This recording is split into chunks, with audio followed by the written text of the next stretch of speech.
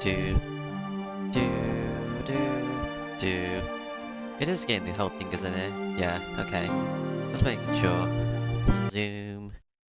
And I was here, some did miss a spot, yeah. Yeah, I stopped here last time, I remember Senpai's changing. It's still the middle of the night. There's no light coming in from the window. Oh, and they're changing in the middle of the night. Maybe the rain stopped, it's very quiet now. Senpai's taking off her clothes. What a shame, if I wasn't in such a deep state of regret over the murder I've committed or half asleep I would be able to fully appreciate how sexy Senpai looks. Right now though, my head doesn't seem to function properly. Senpai's eyes look lifeless. More importantly, there's something strange. What is that? You didn't see those before? Okay. There are odd bruises on her arms, like angel wings, and that's 5 and that's 2, so, 7. Do do do do. No, those aren't bruises, more like tattoos. There's something not right about this. I feel sleepy again. I think a lot of things are cluttered around Senpai's feet. Are those her lines? But that's it, I've fallen into a deep sleep. Little dot over there. Alright, I guess? Maybe that's a bit close. 3, the Black Beast 1. Third day, October 23rd, Saturday. They have school on Saturday, don't they? Okay. Well, I guess I could have school again. Sunlight streaming through the window wakes me. Maybe the rain's stopped, I can't hear it anymore. It seems the sky outside is cloudy. The sunlight isn't what you could call bright. I look around. This is obviously not my room. Hello. Good morning. Did you sleep well last night at Tonakan? Ah, I remember now. This is Senpai's room. I had borrowed her bed for the night. Ah, yeah. Good morning, Senpai. Becoming extremely embarrassed, I hop off the bed. Sorry about yesterday. I caused you all sorts of trouble and... Yes, you owe me one. Senpai replies with a smile. How do I put this? She seems very mature. Anyhow, thanks. I'll be going home now. Oh, really? It's barely 6 o'clock, Tonakan.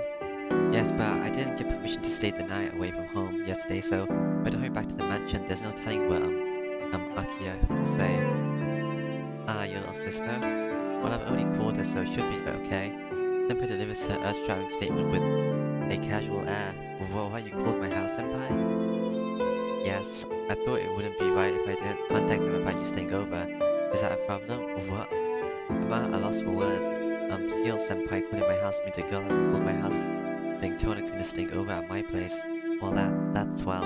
Yes, it's a problem, a big problem. If Akia had been the one who picked up the phone, she's gonna think I'm some kind of playboy. Given the severity of the Tono household, I don't even want to imagine what would happen if she found out about that sort of thing. Found out about it. Tonakan, did you really hate staying at my house that much? Yeah. Oh no, that's not it. It's just that my house is really, strict. It's definitely not because I don't like you, Senpai. Am I gonna kill someone else today? Flustered, I tried to explain the misunderstanding. Senpai closes her eyes sadly. Is it because I caused her so much trouble last night? I feel so bad when I see her make an expression like that. I'm telling you, that's not it. I'm really grateful to you, Senpai. Feeling much better now. And if you hadn't been there for me last night, I don't know what would have happened to me. Yes, you're right. You look like you're back to normal now. I don't know what happened last night, but I'm glad you're feeling better. Honey Senpai gives me the biggest smile anyone could possibly give. I just committed murder. Eh? I was just joking. Even I wouldn't directly call your house. I asked Ino-kun to call your house and tell them that you were staying with him last night. There should be no problem with that, right? Yeah, that should be no problem. But that's kind of a mean joke, Senpai. I thought my house was gonna stop. Yes, I'm actually pretty mean. Pick one of the ones you like, right? Eh? Pick on the ones you like, right? Pick ones you like, and that means we're friends. But it's true, you should go home early. Please hold on for a second. Cool. Though we're just acquaintances, but whatever. The pipe rummages around in her drawers for something. Here you go, Tonakan. It's a little gift for you. now Senpai hands me an old-looking ring. A little gift. What is it, Senpai? I don't know. It's a protective charm. Used to be dangerously spaced out a lot, so please hold on to it. This probably is actually a protective charm. So if I don't have this, I'm gonna get a bad ending or something, I'm guessing. Yeah, I'll take anything that's given to me, but alright. I'll take good care of it.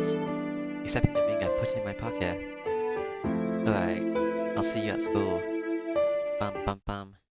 Senpai sees me off with a smile, but that smile is one I might never see again. The woman I killed might be found already, and police might already be at the mansion. That's not gonna happen, but I can't run away from it. All I can do is think Senpai, and return to the Tono's mansion. I'm already back here. Why does everything have a blue hue as well? I don't know. To say the results first, the mansion is as it always was. Hello. Welcome home, Shiki-san. As I entered the lobby, Kawaku-san greets me with a smile. Yes, I'm home. Kawaku-san, do you want breakfast? I'll have it ready soon, so please wait in the sitting room. Akiya-sama has just finished hers. Kawaku patters off towards the sitting room. Is it like 7 now to get here, or is it still 6-ish? It's too peaceful. Maybe they hadn't found the body yet. For now, I head towards my own room to change. And today I wanted to wake up at 6 to get to school. I guess even when I was in that state, my body remembered what I wanted. That's kind of interesting. Hisu was in my room when I returned. Hello. Good morning, Ashiki-sama. It seems you have returned. Yeah, just now. Listen, I'm Hisu. Do you have a spare uniform? The one I'm wearing right now is soaked from yesterday's rain. I understand. I will have one prepared immediately. Hisu bows and silently leaves the room. After changing into the uniform Hisu brings me, I head towards the sitting room. Alright. A disappointed looking Akiya is sitting on the sofa in the sitting room. Oh, good morning, Lee-san. It seems you have returned. Akiya's voice contains tones filled with blame. Yeah, good morning. You look kinda grumpy this morning, Akiya. Yes, I was unaware you spent the night somewhere else quite often. I'm more, astounded than angry. Akiya glares at me. Sure, I spent the night somewhere, so I can't argue. Well, I suppose there was no helping if you weren't feeling well. The one called, Inu-san is your friend from middle school, isn't he? Yeah, I see. So he was the one who called you. Suddenly I feel uneasy. Just what did he say when you called my house? Besides, even if you had to leave school early, you could have just called me, and I would have sent a car to pick you up. I don't know why you're so reserved, but you're the eldest son of the Tono household, Nisan. Do I have your number? I don't think I do. Do you even have a phone? What year is it set in? I have no idea. Please use everything at your disposal. Besides, your body is weaker than that of a normal person. Oh yeah, I left school early yesterday to class from, anime, by getting soaked but from the rain. Are you not feeling well, Nisan? Shall I have the family doctor examine you and send you to and from school in the car from now on? I see. So that was the view within us, supposedly staying at, Ariko's house. It's nothing for you to worry about, Akiya. I go to the hospital once a month like I'm supposed to. Taking me to school by car is just going to, dull my body even further.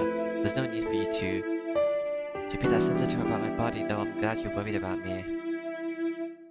That's not true. I'm not worried about you at all, Nisan. Cool. Akiya suddenly avoids me. Shiki-san is ready. I can hear, Kawaku-san's voice from the dining room.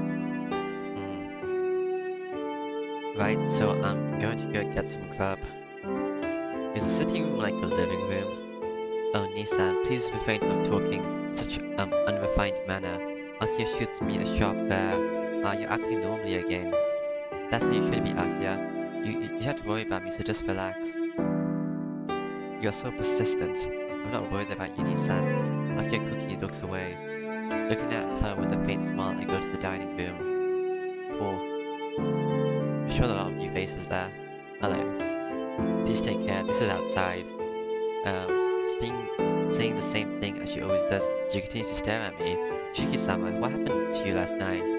Nothing in particular. I collapsed from, anime when it started to rain on me. I'll be careful from now on. Do you know? I'm not placing any blame on you, Shiki-sama, but you look like you're pushing yourself this morning. Please take care along the way. You don't know, okay? Hisu makes a deep bow and sees me off. Oh man. I tried to act as normally as I could, and although I didn't give myself away to Aki and Kawaki-san, it didn't seem to have worked on Hisu. I wonder if Hisu's worried about me. It's hard to tell when she looks so disinterested all the time. Today might be my last day of school anyway. I'll try to spend it as I always do, so I won't have any regret. Why'd I cut myself off? I'm over here, I guess. No matter how I feel, this morning is always the same. As I post to school, I begin to catch sight of more and more students in uniform. It's Saturday, right before the day off. My footsteps falter as I think about how this may be the last day of school ever.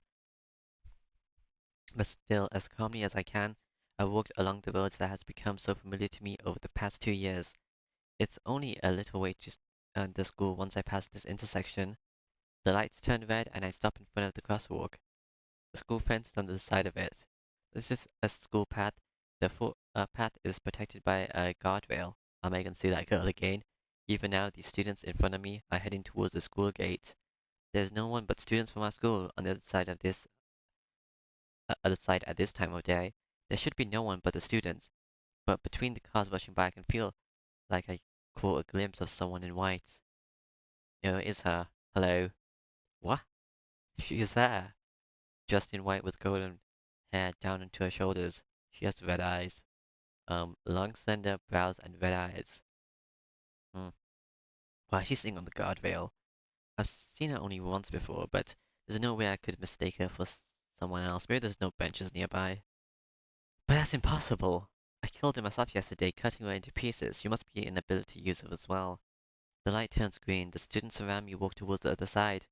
I'm the only one amongst them who stands there stunned. She sits on the guardrail, her legs swinging idly, as if waiting, as if she is waiting for someone. I can't tell how long she's been waiting, but her expression isn't a grim one. Who is she waiting for? She fidgets restlessly, as if she were waiting for her lover. I have a bad feeling about this. Ah, the girl in the white looks over in my direction. It's probably nothing more than a coincidence. I don't think it is. I think she's gonna kill me, maybe. Or gonna be like, haha, you killed me. And then gonna load dump on me. She's just a stranger who looks like her. She must be waiting for someone else. If not, then this moment must surely be a bad dream too. After all, I've completely and utterly killed her with my own hands. But she's looking this way and smiling, looking very satisfied at having found the person who killed her. Her smile seems to say, "You finally come." Hmm. Giving a familiar wave and smile, she hops off the guardrail. Fluttering her hair, she heads towards me. Don't come. This is a bad dream. The light turns red. Don't come near me. She doesn't even look like she cares, walking straight across the street while the cars pass by. There's only a few meters between us. I'm telling you not to come. The reality before my eyes does not change, even when I scream out. You're screaming this? Screaming in a voice even I don't understand. I run from the girl in white.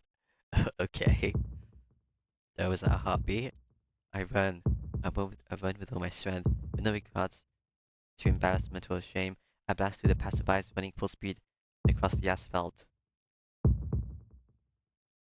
My breathing is wild and my heart screams out, but still I run. I feel like I'm going to go crazy if I don't. I look behind me. The girl in white is walking towards me. She's definitely following me, probably. The girl I've killed is chasing me. That's more than enough reason for me to run. Hmm. My heart feels like it's gonna explode, but I ignore it and keep running. When I look back, the girl is still there. With those light footsteps, she follows me as I run away. My head droops, my arms feel heavy, my legs feel like they're going to tear off. But despite that, I'm running with all my strength, and yet I can't get away from someone walking after me. She has the slasher villain running, the walking. I mean, slasher villain walking. My breathing is out of control. I think I've already run several kilometers. But even so, when I look back, she's always there walking towards me. Naturally, like she's taking a stroll. She follows right behind me. Ha ha ha. It's not funny, but I begin to laugh. I can't stop laughing, but even so I run. My body complains that I'll die if I run anymore, but I keep running. The reason is simple. If she catches me, she'll kill me for sure. I ask myself what I based it on, trying to shake it off as a mere imagination, but even as I try to console myself, I am the one who knows best is true. There's no reason, no basis, no evidence. I already know that if she catches up to me, I will be killed. Huh? Oh, did you get me? Pathetically, I collapsed to the ground. I fall towards, not because I tripped, but because I simply can't move my body a single step further. Yeah, oh, I'm in some secluded alleyway. I was making life easier, aren't I? I mean, for my killer.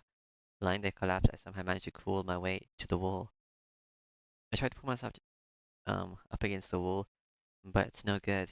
My knees lose their strength as I try to rise, and I collapse back down. My body won't move anymore. I look up as I breathe. It hurts.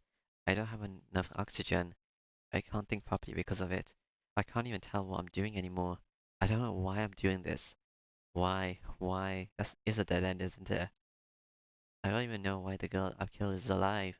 Unmistakably, I've utterly and completely killed her in the most final way imaginable. So why? How can she be waiting for me in front of my school smiling? I'm sure I killed her. That's right. I'm sure I killed her. I'm sure I killed her. I'm sure I killed her. I'm sure I killed her, so why?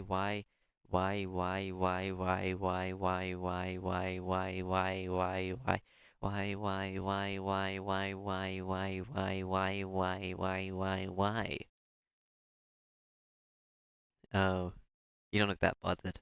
Oh, is the chase over already? With light footsteps, she comes into the alley, shrugging her shoulders in disappointment. Hello, you really gave me some trouble yesterday. With one smile, she comes into the alley. I've got to run away. I was thinking I would retreat, I only want to hit my head against a concrete wall. The chase is over, right? This is a dead end after all. There's no need to worry about anyone coming along or interfering. She smiles, looking very happy. Oh no, am I gonna die? Panicking, I look around at my surroundings. A desolate alleyway. I'm disgusted at how stupid I am. To run here is like asking her to kill me. It's been a long time. 18 hours since then. I finally found you. You took another step into the alley. You... what? I definitely... yes, I'm the girl you killed yesterday. I'm glad you remember. That... that's got to be a lie. There's no way that can happen. Don't be ridiculous. Dead people can't be alive. That's true, but there's no need for you to be so surprised. I just revived, that's all. So you do have a power, I see. As I can't respond, she takes another step. The sound of it reaches my ears. Reaching my ears, the distance between us is gradually decreasing. Revived? Stunned, I repeat her face back to her. Revived? You mean some doctor saved her with some surgery? Don't be stupid. There's no way a human can revive from being cut apart like that.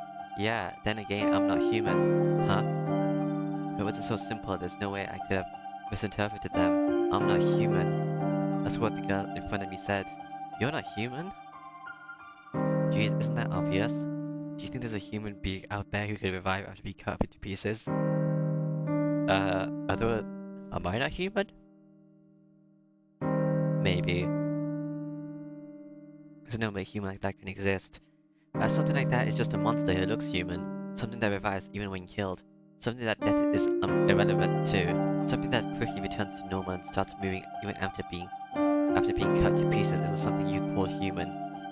Are you actually not human, or did people just call you inhuman and a monster after they saw you revive? That seems to be the girl right before my eyes. I try to laugh, but my throat is so dry I can't. What the hell is that? It's not exactly a funny story, but besides, there's too many things in this story that aren't funny. Because definitely, if she's not human, it explains why she's alive even after I've killed her. I start to calm down. This is a situation where I've got to observe everything and think it over. You said you're not human, so what are you? Me? I'm called a vampire. So you aren't human? To put it into your terms, I'm a monster who lives off human blood. Oh, okay. That's good. Vampire is at least something I can easily understand. I see. You're a vampire. She smiles in satisfaction to indicate her accent. What a crazy reply. I heard that vampires can't walk around during the daytime. But I guess that's a trivial matter right now. So what does the monster want from me? For some reason she recoils as if surprised. After a moment she puts her hands on her hips and looks at me irritated. Have you forgotten what you did to me yesterday? Even though you didn't know me, you got me in half the moment we met. You gotta be pretty used to this to ask me what I want with you now. She looks more disgusted than angry. But right now, that's how I feel too. Because someone I've killed is complaining to me about me killing her. Well, that's not that bad. It's more weird that they were fine with it. Hey, are you listening, murderer? Yeah, I'm listening. Sorry, could you shut up for a minute? I'm reflecting on how unlucky this is even for me. Sheesh. I have the worst luck. No. Ah. There's a girl I wanted to kill for no reason and I killed her on pure impulse.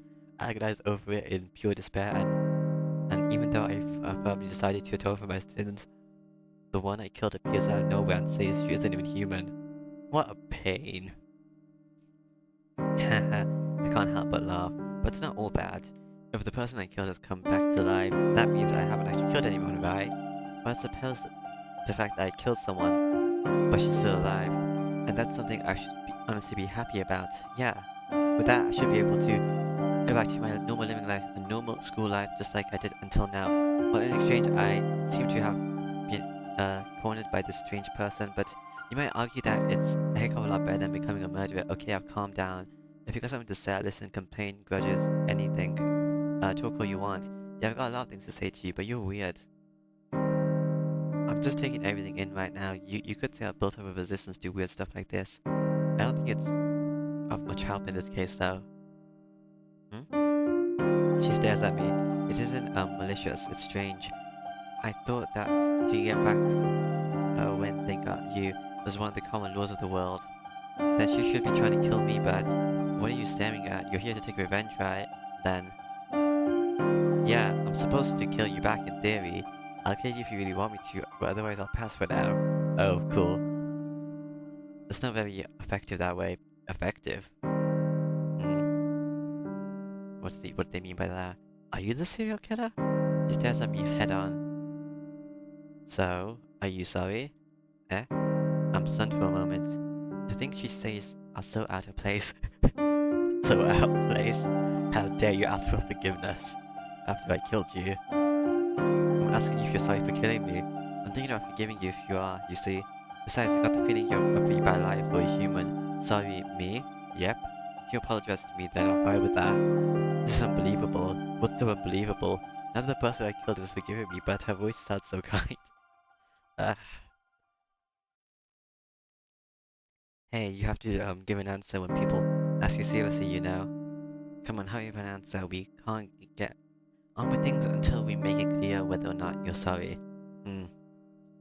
So am I gonna become like a murderer for you or whatever? Is that how this story's gonna go? I have no idea. She is angry. Seems to be. Am I sorry, she asks? That goes without saying. Yeah, I regret it. No matter what the reason is, I did kill someone. Without mercy or reason, I just killed for myself. I do regret for the fact that I killed someone, but more importantly, the person I killed was you, and so it's a lie that it's alright if she's alive. It's a fact that I killed her. It's the ultimate violation to create this violence possible. So you can get your revenge on me. I thought it was only natural that you'd be here to get revenge. I hang my head, mumbling, like I'm confessing to someone. I see. You're not a bad person. She smiles after I kill her. Despite calling herself a vampire, she has a very honest face. A vampire's not supposed to be honest. I guess it's supposed to break into your house and kill you, but they need to do that to survive. It's not really their fault. I've decided I'm gonna make you help me. Yeah, I'm gonna help her then. Okay, with what? Help her? What is she talking about? Hey, what do you mean by helping you? It's simple. I'm gonna get you to help me deal with the vampire which took a root in this town. So it's another vampire that's killing people? Okay. Hang on, hold on. I'm getting more and more confused. Dealing with vampires, you mean you're a... Oh no. I'm a vampire, but the vampires in this town... The vampire in this town is a different kind altogether. You live here, don't you? Then you should know about the murderers I've been killing lately, right? Yeah, quite a few people have been killed already. Hey, wait! If you're a vampire, does that mean that other person is a vampire hunter since they have like a cross on them and stuff? Wait, I don't know what the number 7 means, but... Is it like the 7 deadly sins or something? I remember now. Don't think of it. All of the killer's victims had their blood extracted or something, didn't they? Don't tell me that. Exactly. Even the news is saying stuff like the work of a vampire, right? It's a funny thing. They obviously know what kind of creature is doing it, but no one is going around trying to vanquish it. That's why I've got no choice but to do it for them. But wait, vampires don't exist. She knows about an annoyance. Oh, that's right. There's an unidentified person standing in front of me claiming to be a vampire herself. I don't really understand, but what you're trying to say is that you're here in this town to exterminate vampires, right? I think my power is actually very useful for that then. That's right, but before I could, I was attacked and killed by some strange unknown killer. Yeah, that really got me. It was a perfect surprise attack, and I was cut into 17 pieces without a chance to do anything. Ugh, I see. You must mean me. That's right. Until I was fully recovered like this, I was really planning to kill you, you know? That's the first time anyone's embarrassed me like that, and it took about 80% of my power to fully recover, so you only have 20% left. More importantly, it really, really hurt. I was so painful I thought I was gonna go crazy. However, the pain was so great, it restored my sanity. The pain was so great, it restored my sanity. So you didn't have any sanity before? What does that mean? How did it restore your sanity? Do you know what's like experiencing that over and over again for a whole night? I don't know. Actually, I don't want to know. So full of hatred, I went out to look for you. I was so worked up that I didn't even care about the vampire, the very reason why I'm here. I knew you were a student, so that's why I waited over there for you. I don't get it. If you hate me so much, why are you forgiving me? Let's see, to put it simply, I calmed down after a while. I already used a lot of power, and I thought that it would be more effective to use you as a shield than to kill you. Hold on. You just said something really bad for me. Eh? Did I say something like that? You said you were going to use me as a shield. So I'm not going to be a sword, I'm going to be a shield? Okay. Of course, I already did forgive you, but that's just my personal feelings. You got to atone for your murdered reaction, not just emotion, right? Well, even if you ask me, what's with you? I can't tell when you're being sincere and when you're not. Did I want to instinctively kill you because you're a vampire then? Let me repeat it again. You killed me, you probably can't imagine it, but it takes a lot of energy to regenerate once you're killed. Well, actually, it wouldn't be a big deal if you just killed me, but the way you killed me was something I've never seen before. I couldn't heal the wounds, so I had no choice but to remake my body parts. That's why it took too much energy to revive. She looks angry. It seems like she's recording her forgotten anger while she talks. Anyhow, I'm weak right now. I think I'll be able to recover after 2 nights, but if the enemy attacks before then, I'll be in danger. That's why for now, I'll have you be my shield. You'll have me do it? Or what are you doing, deceiving everything by deciding everything by yourself? What? It's all your fault to begin with, so it isn't that much to be expected. Or are you not sorry after all? She looks straight at me with honest eyes. This is unfair. Sorry or not, using those eyes is unfair. Honest eyes? It's unfair she has just pure eyes like she was. Yeah, she has just pure eyes like that when she claims she's a vampire. Are vampires not supposed to have pure eyes? I'm stuck for an answer. I lift my gaze. Huh? Oh, what is it? Something odd is there in the gap between the buildings. Hold on. What's that? I get up and walk. I walk to the middle of the alley and I finally realize what it is. A blue-colored bird. Crow to be precise. A blue crow. That innocuous thing I saw 2 nights ago. Oh man, the girl mumbles. The crow just stares at us. Geez, thanks to your slowness, you found us. The girl looks at the entrance to the alley. Found us? Who? I cast my gaze towards the alley entrance, then I took a step back in shock before I knew a dark had appeared in the narrow path running into the alley. Can I slash this one? It has full, tough legs, and a tense neck like steel frame. That form, far removed from that of a human, is solely made for hunting. Looks thin. It doesn't need to resort to verbal intimidation. Most humans wouldn't become nervous by looking at that kind of hunting beast. As a fellow life form inspires awe by its disheartening superior athletic ability. A black dog. I start to shake. The black dog looking in our direction isn't small like a stray, as big as a German Shepherd or a Doberman. It just stands there menacing us. looks at the dog with disinterested eyes. Then suddenly the black dog jumps. No, it's running, but with a speed that makes it look like it's jumping. I can't do anything. The black dog jumps straight up for my throat. I can see it. I can see its black body moving towards me, but I don't even have the time to think about dodging it. But I feel a shock on my body. Yeah, I was hit hard on the side. It's not the black dog. It seems the girl pushed me before it could crush my throat. With an easy movement, like someone throwing a ball, she hurls me to the wall using just one hand. Ouch. With a terrific wham, I fall on my rear. Why you? What in the world are you doing? Never mind that. Keep your eyes in front, the girl yells. I look, having lost sight of me. Its target, the black dog, bounced towards the wall. Sticking to the wall like a lizard, it jumps again. I don't have any blades on me, do I? It bounces from the wall towards me. The dog's path is like black lightning. Oh, that's a lot of saliva.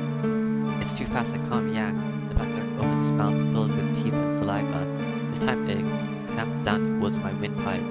If I didn't have a knife, I would gain the superhuman speed ability I had last time and cut you into 5 million pieces. Cute. I close my eyes. The dog's teeth sink into my throat, but in that instant the dog lets out a yelp and releases me. That's impossible. The black dog lets out a scream and leaps straight up. There's nothing there, but nonetheless it flies high to the sky by itself. Just like that, the black dog, after going several meters into the air, makes a scream and falls back onto the concrete. Now perhaps more accurately, it was hit into the concrete. What was that? Do you have telekinesis abilities? Geez, you just made me waste more of my energy. The girl quietly approaches the black dog. It is crushed against the concrete like a pressed flower. That's quite a mongrel of a familiar. I suppose it was some kind of scout. The black dog liquefies into some kind of tar-like substance and is absorbed into the concrete. That's good for the concrete. It melted. No, maybe it's just dissolving. It can't be, can it? There's no way Chaos would be in a place like this. Is that his name? The owner of the dog? Heaving a long sigh, she approaches me. Are you gonna berate me for not instantly killing it? Oh, you don't seem to be hurt, so it's no problem. She mumbles something. My throat, I can still feel the dog's teeth sinking into it. Hey, what was that thing? A familiar with an enemy vampire. We discovered because you weren't being clear. Discovered, you mean by that enemy vampire you mentioned? Hey, this isn't good. It looks like I really will need you as my shield now. You say it so casually with a smile. Stop saying such crazy things, you idiot. You saw me. What do you think I can do? You're not better off by yourself. Not really. With the power I just used to protect you, I really am empty now. What? What in the world? I'm grateful she helped me just then, but still, I can't do it. I can't. I don't have the power to drive away something like that. Sorry, but I can't even be a shield. Liar, you killed me. Why would you lie after doing something like that? That was something I don't even understand myself. No, I can't do it. I'm just a normal human. I can't help you. That's not true. All you have to do is watch while I sleep. That's it. But you don't have enough power to protect yourself. So how's that gonna help? You can do that much without any problem, right? That's. She looks straight at me. Somehow those eyes are making me weaker. If I won't cooperate, she's just gonna murder me. Escape somehow.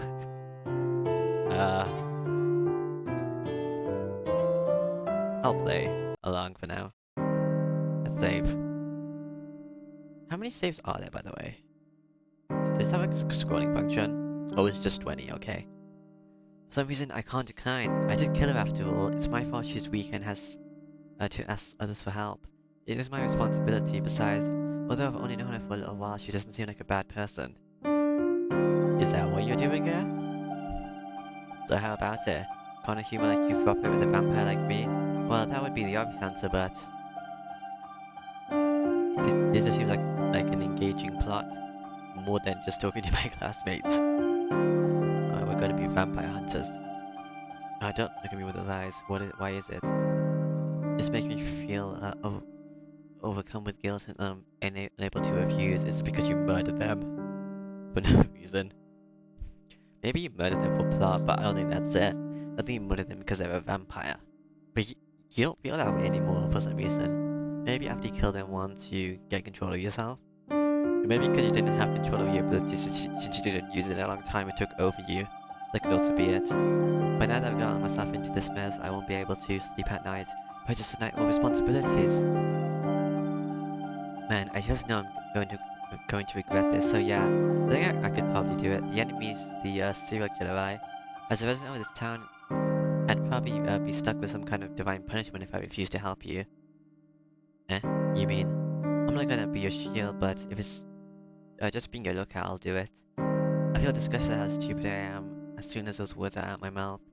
I feel disgusted, but there's something about her deeply shocked expression that's, wow, are you serious? I'm really a vampire, you know? Why are you so shocked about it? What, are you just gonna kill me? And this was a part of your plan. Hey, listen, why are you saying all this now, after you threatened me so much? That's true, but... well, whatever. If you're gonna cooperate with me, then I should be grateful. With a very happy expression on her face, she approached me as I lie there on my rear up against the wall. Our contract is established. She extends her hand towards me. I guess I can finally introduce myself now. I'm, Arcuit. My last name is really long, so just, Arcuit is fine, for now. I'm a true ancestor type vampire. How about you? I heave a heavy sigh at her, unprecedented introduction. It's a sigh of registration. Evidence I have decided to accept this, a nonsensical situation. I'm a tonal shrieky. Sadly, I'm just your everyday student. I said it before, but I'm really not going to be much use. Grasping her Akua's hand, I stand up. She takes a long look at me and then offers me her hand again. Nice to meet you, Shiki. I'll have you take responsibility for killing me. Akua grins as she extends her left hand. Can I have a blade? There are all sorts of responsibilities in this world, but this is probably the first and last time someone takes responsibility for helping someone they've killed. Damn it, this is seriously messed up. Well, probably not the last one. Maybe maybe you think you thought you killed someone, but they're actually alive. You could take responsibility for that. Or like someone finds out about the murder, and then you take responsibility for that.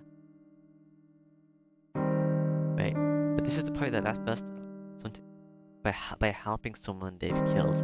Now you can also help someone you've killed even if they are dead, because you can like maybe they wanted to die to achieve something, but whatever. There's nothing I can do. I grudgingly extend my left hand and shake hands with the woman in white claiming to be a vampire. Cool. Can I have a weapon again? As I walk out of the back alley, she Akuid and knits her eyebrows and gives me a suspicious look. Knits? Hey Shiki, are you a Christian by any chance? I have no idea what she's talking about. Christian? What's with that question all of a sudden? Okay. I don't know any girl who's got a name like that.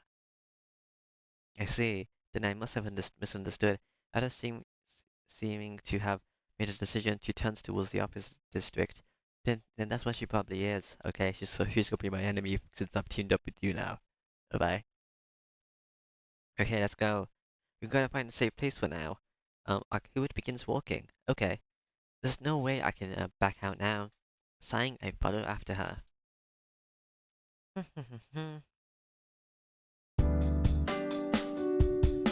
is a pretty nice room. I'm gonna pop and spend the night here.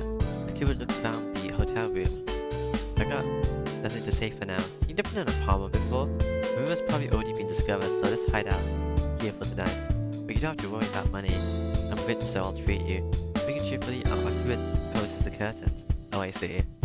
She also turns out the light and the room becomes dark in the night. I sigh. What do you think, Akuit? Are you sleeping during the day?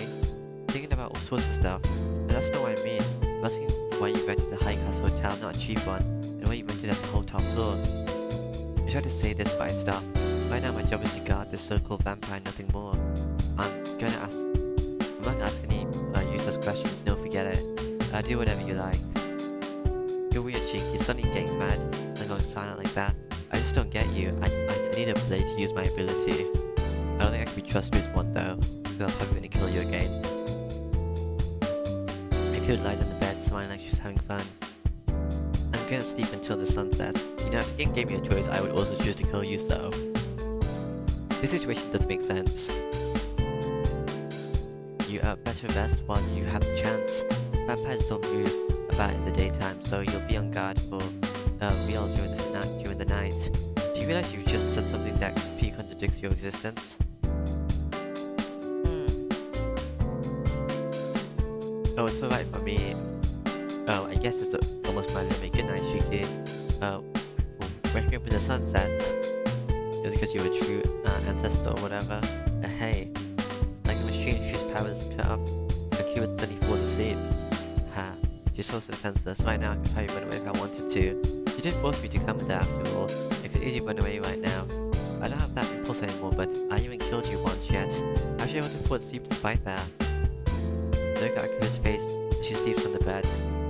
Her pump just rises and falls, yeah, because she's breathing. I guess vampires breathe. It looks like she's breathing. But her body isn't moving at all. It's like the air around us has stopped. So tranquil, even I might start moving. What a peaceful slumber. I kind of defends us as if she has absolute trust in me, even though we've only just met. She's so stupid, she's stupidly honest, and I might start to worry. But aside from that, there's a turning point. This may very well be the turning point of no return for Tono Shiki. I should be escaping after all. Still, I can't leave her alone. Oh no. What should I pick? Like, I was thinking if I was complying, but it would be kind of funny to just escape and leave you, so you die. Uh, uh,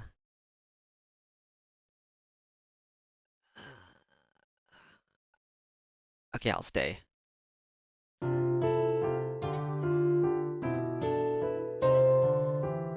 promise after all, no matter what it was, I promise I can't break it.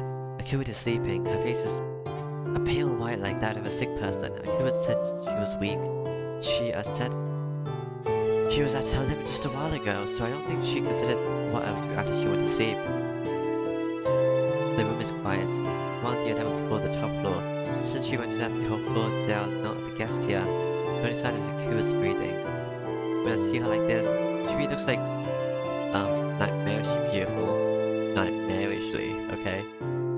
That white smooth skin and that silky light blonde hair, the light soft lines of her body, those long eyelashes and that look like swift brush strokes. Put your body down to you in this one detail like likes of which I've never seen before. I think you should get a blade. Since you already know your powers. I know you didn't want to tell her, but you know they are. No, to be precise, I think I never would have seen her in my own entire life. Vampire or not, I'm curious as a girl. I take responsibility with the fact that she's so weak now that she falls asleep in the scene like she just did. What? I thought you took responsibility because, you killed her. I take responsibility for your own deeds. A part of my childhood education makes an appearance in my head. A sensei even told me, my eyes are strange, so they would, in turn attract strange things. Then I should be prepared to take responsibility. At the very least, I should keep my promise and protect them for tonight. Alright. White? The kind you see when you wake up. The kind that calls some nostalgic memories to mind. What's white? A hot summer day. A blue sky and large columns of summer clouds. The scenery slowly wavers in the heat. The voices of cicadas. The sound of cicadas. Chirp chirp, chirp chirp, chirp, chirp chirp. Cic um, cic cicadas shells are lying in the clearing. As if the sun is right by my side, the clearing is roasting. A hot midsummer day, as if the entire world became a frying pan. Wah ooh ah, wah ooh ah. Is this them crying? Wah ooh ah. Akira is crying. Oh, she is crying. Akira, who was always a busy stay, close behind me is brimming forth with tears. Okay, I might get a call that I didn't attend school today. Yeah, there she is. A child lies collapsed at her feet, soaked in blood, killed. The color of the corpse of a child about my age, a cast of cicada's shell. My two hands are red with the blood of that collapsed child. Shiki, the adults are coming. The fallen child is still dead. The adults are yelling. Did you kill him? Is it her fault that this happened? That dream. The dream I'd forgotten even in my dreams. I feel like I remember. I see. Shiki, hey, wake up. The sun's already set. Someone is shaking me. A somewhat unfamiliar voice and a touch of my cold hand on my shoulder. Mm. Oh, hello. I'm not really good at guarding you. Even though I went to sleep already, I went to sleep again. Yuri is standing right in front of me. Zodio walking around, but it's pitch black outside. I glance at the clock. It says it's almost already 8. It's not air. I told you to wake me up when the sun went down, and you go and fall asleep. Crap. Sorry, I was feeling out of it. I don't remember when I fell asleep, but I'm sure it was while I was staring at Akure, Akure's sleeping space. Akure's sleeping face. Jeez, you need your qualifications as a bodyguard like that. I thought it was a shield. Oh, whatever. Kind of the same thing. If the enemy had attacked while we were both asleep, we could have both died, you know. I said I'm sorry. Besides, you said it was safe during the daytime. I can't say that for sure. Familiars like the one we saw this morning could have come for us. Akira is angry. No, she has got the right to be. I've got the right to talk when I, the bodyguard, dozed off while she was sleeping. I guess it is another night out. And besides, I'm a vampire, you know. How can you just sleep there without feeling any danger? I don't want you to be afraid for no reason, but it'd be nice if you were at least tense enough not to sleep. I take that back. Akira doesn't seem to care that I didn't do my job as a bodyguard. She just doesn't seem to like the fact that I fell asleep. I can move my body a little better and wake up, only to find you sleeping there happily. You look so vulnerable at night. I was seriously starting to feel uneasy that I might not have the dignity befitting a vampire. But I don't think she has such much dignity. You're just as vulnerable yourself. I killed you once before, remember? You can't guarantee I won't do it again, can you? Akira gives a surprised look as if she only just realized it. Now that you mention it, you're right. I wonder why I did that. I guess I just had a complete confidence since we spoke in the alley. Well, if I had played, I would have killed you, but okay. It wasn't an option. It was just leave. No, it was accept, decline, or escape. There was no murder option. Well, saying that doesn't make me feel bad for her. Okay, since you trust me so much, I'll try my best. So, should I just keep watching from now on? Yeah, until sunrise tomorrow. I can't leave the room, so be on guard if someone comes up to this floor. Be on guard, huh? Being on guard is going to do me no good if one of those black dogs from this morning comes for us. I let her sigh. As expected, this is too heavy of a role for me. Let me ask you something. Was that black dog that attacked us this morning something your enemy sent out? I don't think so. It's probably for surveillance. Its patrol route happened to pass through where you and I were talking, and it seems my presence was revealed as a result. Revealed to your enemy? That's right. If I had been in perfect condition, it would actually save me some time. Didn't he let me live when I saw him? No one else heard the barkings. It was kind of weird. But right now it's the opposite. If I were attacked now, I would be the one annihilated. That's why I have to hide out like this for now until my power returns. Akira's enemy. In other words, the serial killer who's causing the stir in town, a vampire. Akira, I want to ask you something. Will you answer my question? I don't mind talking, but why are you being so formal all of a sudden? Yeah, I haven't asked you the most important thing yet, so what's your ultimate objective here? Me? I'm here to hunt down the vampire. Killing vampires is my duty. What does that mean, your duty? I do remember you saying something like that before, but you're a vampire, right? What? You still don't believe me? Oh, don't worry, I believe you as much as it hurts.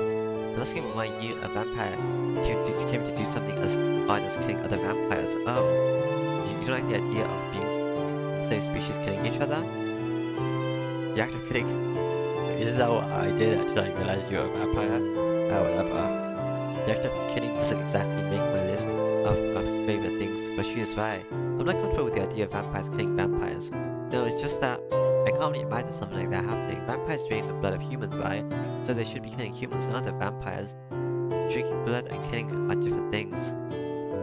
Well, even so, I know what you're trying to say. You think beings from the same species should have each other out, right? But vampires couldn't be of the same species and still be different life forms. That's why they don't really have that what you humans call comradeship. Comradeship? I don't know what it said. Then you're saying something makes you different from the other vampires you're hunting. I kind of just skip past, but it started with the C. That's why the one I'm after is a human vampire, just like the stereotypical vampire from you humans folk. Or he kills humans by draining their blood, turning them into the dead, then uses them to increase his power and influence. That's the sort of vampire I hunt. The one lurking in this town is that sort of old style vampire. That sort of vampire. Seems like they're different kinds. But tell me, you want me to be your shield so you can get this guy? Yeah, that was my original intent, but after talking to you, I changed my mind. You have? You see, at first I thought you were someone from the church. I thought you might have information about the location of the enemy, but you turned out to be a perfectly ordinary person. You didn't even know vampires let know the location of the enemy's coffin. Coffin, like where they sleep? If you don't think of it, there's no way they'll send an exorcist to a far east secluded country like this one. Because I didn't put enough thought into it. Akira thinks out loud, her conversation derails and I'm feeling a little left out. I don't follow you at all, Akira. Oh, hold on a moment, let's see, how should I explain this? With that, Akira's gaze begins drifting. She doesn't seem she's used to holding a conversation. Don't worry about it, I just explained everything about the current situation. I don't understand any of this, but I want to be able to see the general gist of it, thanks. Cool. Really? Yeah, thanks, Shiki. You don't have to thank me, just keep talking. Can I have a knife? Akira nods obediently. No, I need a knife so I can kill vampires. Basically the vampire colony in this town is an old style vampire. What's old style? Are you new style? He himself reigns as the lord and releases the dead made into the city. By doing so he increases his power bit by bit. He's a typical vampire in that he drains the blood of humans and those humans become vampires themselves. He's not very powerful right now, as he doesn't have any dead serving him, but as the victim increases, so does his power. It'd be best to destroy the main body before that happens, but I haven't found where he sleeps yet. He's sitting so well right now, I can't even find his presence. I think I've seen him before. Well, maybe I'm sort of familiar with him actually. Even so, it's easy to take care of things once I find it. But I don't have any clues whatsoever, so I had no choice but to walk around town during the day to investigate. But then I suddenly got attacked by a passing killer, and now I'm terribly weaker than the enemy vampire. I could choose to be a cold look, because she wants to say something to the passing killer. I see. I kind of understand the situation now. So in other words, some evil monsters are based in this town, and you're here to eliminate them. Since you didn't know where they were, you went out looking for them, and that's when I killed you. And so now you're weak and hiding out while you recover. Is that about right? Did we already know this? To put it simply, I think so. Then next is the main topic. You casually call yourself a vampire, but I still don't really understand that term. Because obviously you're not human, that much I can see, but I don't get the feeling that you're a vampire either. That's true. I'm a little different from the kind of vampire you know about, indeed. I hadn't considered that vampires existed at all, let alone a vampire like you, so what makes you different? Akira thinks. Yes, I suppose it might be helpful to teach you a thing about us. Alright, then the first period's lesson will be Vampire 101. Okay, but what's Vampire 101? You're an amateur at this, so we gotta start with the basics, right? That's why I'm going to start teaching from the very beginning. Do I have to question every little thing? Well, why am I doing that? Like, what's Vampire 101? Is it that hard to understand? Okay, whatever, just keep it short. Well, I'll try my best. It really does seem like she's not used to talking. Well, we've got a lot of time, so for now I guess I'll listen to Akira without complaint. Can I have a blade? I need to kill vampires or something, I don't know. Although we're typically called vampires, we're divided into two main types. Those Two vampires from the start, and those who became vampires. The formers are true ancestors, and the latter are called dead apostles. The ones you call vampires are the dead apostles. They drain the bloods of humans and turn them into their slaves. They're weak against sunlight, and you can vanquish them with a baptism ritual. Our enemy is of those dead apostles. It's gone from my enemy to our enemy. Well, I don't mind. She's not around considering the situation I'm in now. So you're saying that those dead apostles are vampires from the start? What do you mean by that?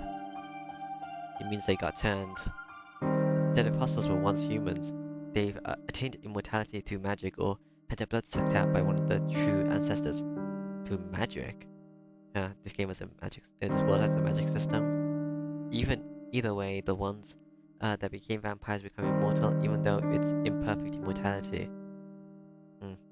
Those who were vampires from the beginning and humans who become vampires. What is this? I get the feeling there's some kind of a huge contradiction to all this. I feel like some important fundamental is missing somewhere in this theory. Hey Shuki, how much do you know about the vampire folklore? Let's see, just the usual stuff. It's like the blood of virgins. They can bind people just by looking at them. They can turn into mist and wolves. Just the usual stuff you hear about. And that's pretty much all true. They drink blood of virgins because one's blood cells are more pure before one has exchanged body fluids with another. That makes virgins more suitable for repairing the vampire's own degrading genes. Dead apostles, ones that become vampires, have imperfect immortality. Since they became immortal, they won't die from old age. However, they need to replenish their energy frequently or they'll disappear. All living creatures need a nutrition to be able to move right. It's the same thing. It's just that vampires don't die from age as long as they take in the nutrients. The dead apostles suck blood because they need to stay alive. Immortality is a strain on their originally human bodies. The genes that compose their bodies are different. When they become vampires, they begin to degenerate at an incredible rate. To make up for that, they must drain the blood of others in order to absorb genetic information and stabilize their own bodies. To a vampire, drinking blood is not like eating, but is the minimum requirement for them to continue existing. This sounds complex and long. I can't pull out the logic, but Akuid nonetheless continues speaking. So moving on, the ability to bind someone with just a look is a type of mystic eyes. Eyes and words are both common types of magical circuits, so there are many kind of vampires who have mystic eyes. We usually possess the mystic eyes of enchantment. We don't enchant people by looking at them, rather we enchant those who look into our eyes. I also have eye powers, does that mean I'm a vampire? A powerful vampire using mystic eyes can impose their will into the brain of another and completely dominate their thoughts, but the mystic eyes of a dead apostle doesn't have that much power. What you call turning into mist is really just making a spare body and controlling it via the will. Once the part severs its purpose, you cut the flow of magic energy to the offshoot and naturally returns to dust. Wolves and other animals' transformation are a byproduct of a vampire repairing its damaged body from its familiars. For a vampire, living a long time stabilizing their bodies with normal lives is not sufficient. Humans are not fundamentally powerful animals. Thus more effective to repair one's body by absorbing beasts, as they surpass human species in this respect. Vampires who repair their own bodies with beasts can return those beasts to their previous forms and use them as familiars when they need to. From what I've heard, there's even a 1,000-year-old vampire whose body is made up of entire familiars. They say he contains 666 beasts within his body, something like that anyway. I think Akira's getting a little too wrapped up in her own speech. To be honest, I'm not finding this world easy to understand. Yeah, that's about it. It's just an explanation of the very basics, but now do you know what a vampire is? Well, I suppose. The reality of Akira being a vampire begins to feel even harder and harder to accept. Now it's my turn. Actually, there's something important I've forgotten to ask you too. What? You're not learning anything from me. I'm not a vampire or anything, just an ordinary student. Let me ask you, Shuki. How exactly did you kill me, huh? I'm asking about the method you use. I'm resistant against stuff like runes and Kabbalah, so those don't work on me. Oh, don't think I'm not resistant against this magic. I've yet to experience witches are probably limited to the ancient Shinto in this country, and the treasures in South America. No, not even those can me that much. Answer, Shrieky, what kind of occult artifact did you use to, incapacitate me to that degree? Occult artifact? What's that? A catalyst which stores ideas and history. Geez, you've got sacred treasures in this country too, don't you?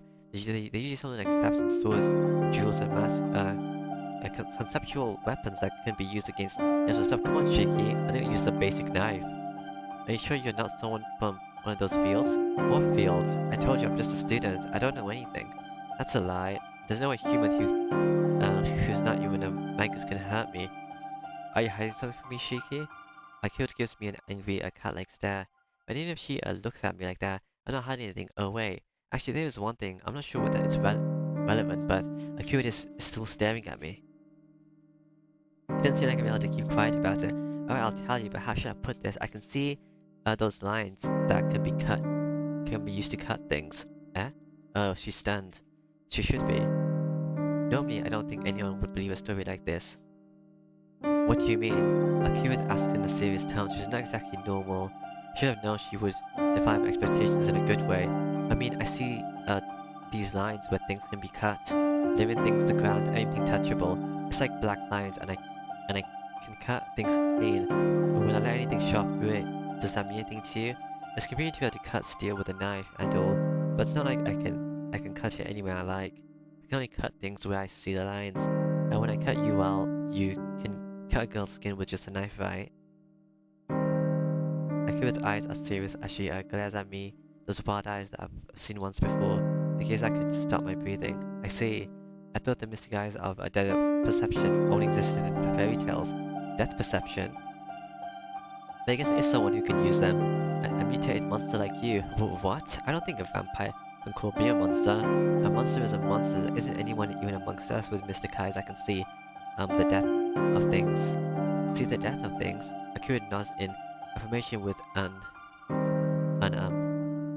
inimical gaze. A circuit must have opened in your eyes, Shiki. Were you born with eyes like that? No, they became this a long time ago, but I wasn't born with them.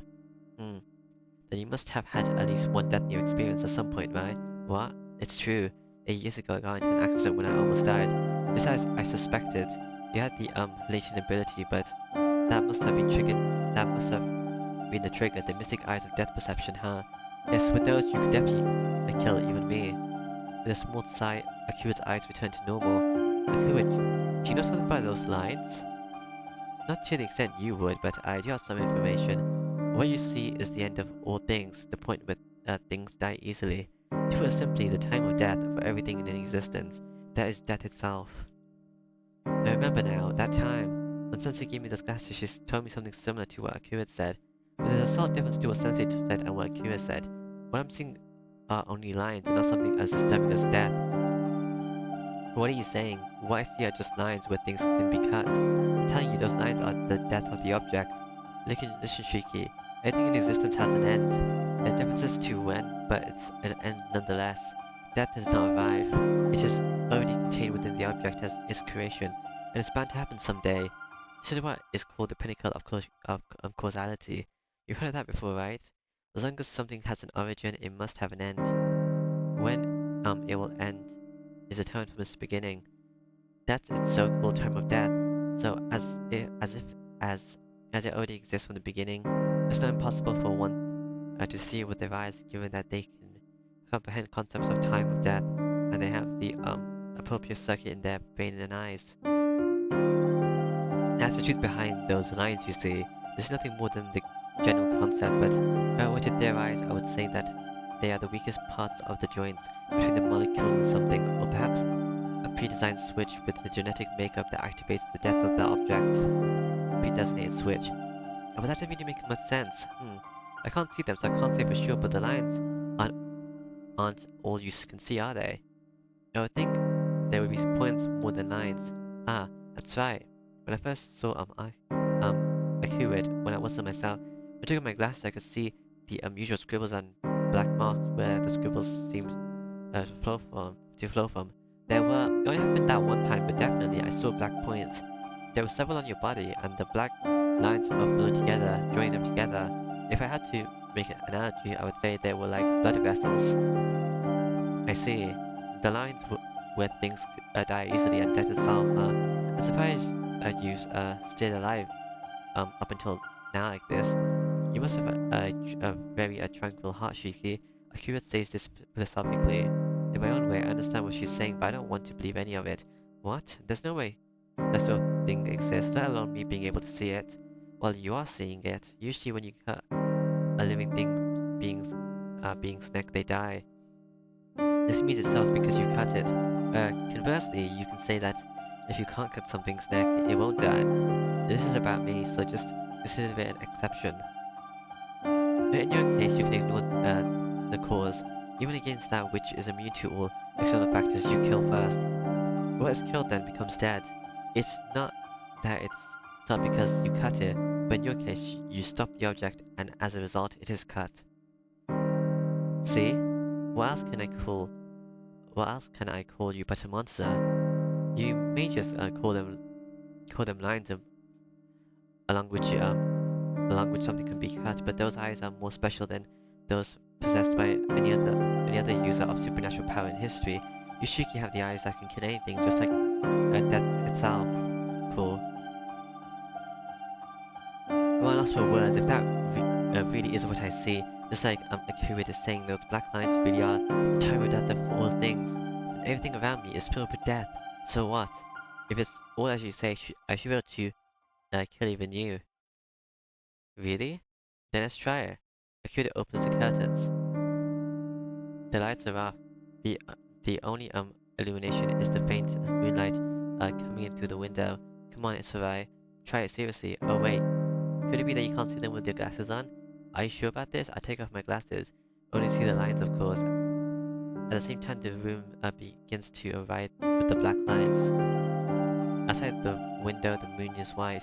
They're difficult to see in the daytime, but due to the strong sunlight, but under the moonlight, I even see the glow coming from the lines. Amidst them, the lines of Akira's body are very thin. If I don't concentrate, I lose sight of them altogether. Ah, if I hadn't killed you by now, I only be able to see any at all, but right now you can probably see them. You see, although I have no time of death during the night, some do appear during the day. You could kill me because it was during daytime, but you can use my time of death during night now, since I've used a lot of energy to regenerate myself. In other words, I lost my immortality, so you can cut those lines on my body, Shiki. Let's see. I think I probably could, since the lines are there, but I don't think I could do it briskly and without hesitation like that time before. I think it'd be hard. The lines keep fading in and out, so I probably couldn't do it unless you're sleeping. You can't, right? That's your biggest weak point. No matter how many deaths you can see, you need to trace the lines with your own hands. No matter how weak I am right now, my athletic ability isn't so low that I'd be caught by you. I see, come to think of it, I can't catch agile animals.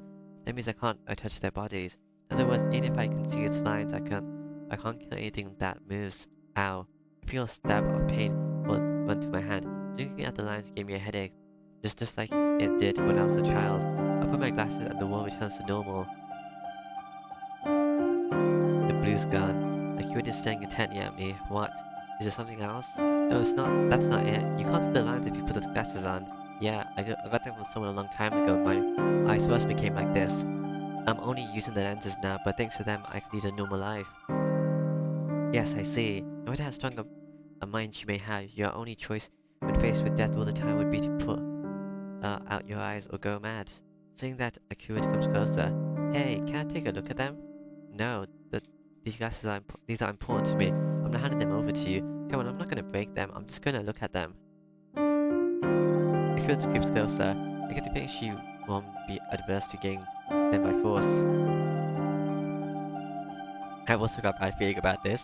You think you are gonna break them, but fine, you can look at them a bit.